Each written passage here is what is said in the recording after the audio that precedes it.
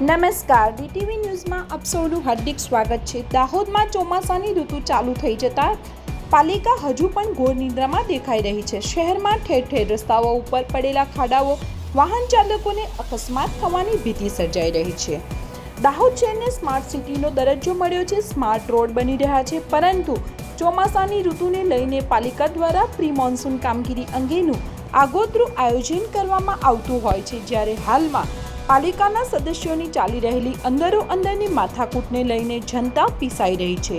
એક બાજુ માથે ચોમાસું ચાલી રહ્યું છે, ત્યારે બીજી બાજુ આ ટેક્સ પેચર જનતા સમસ્યાઓથી પીસાઈ રહી છે। શહેરમાં પડેલા ખાડાઓ વાહન ચાલકો માટે મોતને નોતરું આપે તે સમાન છે। પાલિકા હજુ પણ ઘોર નિદ્રામાં છે।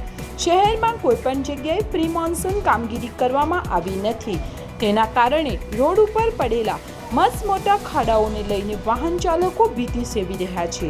ત્યારે શહેરના લોકોની માંગ છે કે ચોમાસાની ઋતુ ચાલુ રહી છે, શહેરમાં જે પ્રકારે રોડ ઉપર ખાડાઓ પડેલા છે તેમને પાલિકા તંત્ર દ્વારા પૂરવામાં આવે અને નિર્દોષ વાહન ચાલકોને અકસ્માતથી બચાવવામાં આવે તેવી માંગ શહેરીજનો પ્રત્યેથી ઉઠવા પામી છે।